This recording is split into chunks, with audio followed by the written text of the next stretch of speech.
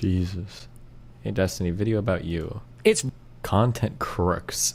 3,000 subs. I'm good. damn blown the fuck out. Moose Bros, it is over. Okay, I've been seeing a few comments complaining about the hypocrisy angle I took to the video. You know, some people felt that I didn't really establish or drive home what the hypocrisy actually is, which I can partly agree with, but there's two elements to this. Firstly, I do a bit of clickbait. Hypocrisy sounds nice, it's provocative, it's good in the title. Otherwise, what was I going to name the video? Now, that's not to say I don't think there's some hypocrisy going on. I think there is. I think I even kind of laid the groundwork for it. It wasn't the focus of my video. Because hypocrisy is not really what I care about. There's something shitty being done, and that's what I want to highlight. I mean, there was a comedian, Patton Oswalt, he told me, I think the worst part of the Cosby thing was the hypocrisy. And I disagreed. You disagree with that? Yeah. I thought it was the raping.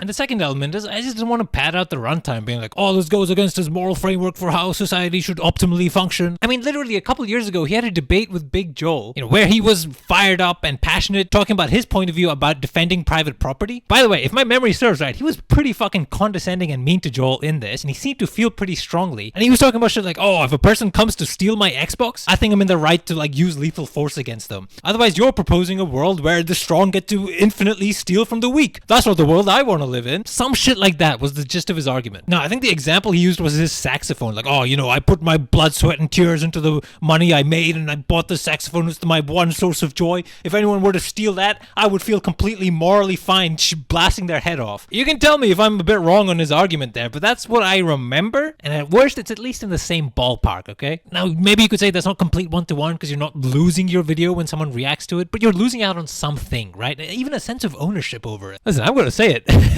Reactors are rapists. What actually happened was Destiny raped ContraPoints. Also, and now I'm talking literally 5 years ago, so I don't have any clips for this, he did look down pretty disdainfully at other people doing React content. And he used to talk a lot about how freebooting is wrong, and that's why he doesn't use ad blockers and stuff. Now, I don't know if you'd necessarily consider that completely hypocritical. I don't even know what the word means anymore, to be honest. But it at least somewhat goes against his professed values, right? Especially about like fairness and all that shit. Not to mention the precedent and the culture it sets and reinforces. Destiny, especially for how big he is very influential. He's always kind of punched above his weight in terms of his reach. He has a very loyal, militant fan base. He could have not engaged in React content and laid out his reasons why and taken a kind of stand. That's what happened in 2016. Massive creators like iDubbbz railed against React content and it fucking died. But Destiny doesn't care to do that. He would rather profit off it. I mean, you could argue that the main culprits here are actually YouTube for just sort of sitting idly by, not putting in systems in place that would improve the situation. Because I don't think reactions are what's inherently bad. It's the negative effects that comes from it. So until like these platforms do something, it's on us as creators and viewers to culturally enforce this shit. I mean, I could have spent the time to like really go through all that. I just don't think it's interesting. I don't think it's important. But if you want, I could keep going. I mean, the guy did have more integrity in the past. He's become kind of a fucking sellout. Not just his React content, even the types of sponsorships he used to take compared to now. All this stuff used to be pretty clean. Like he would take sponsorships from like Blue Microphone or just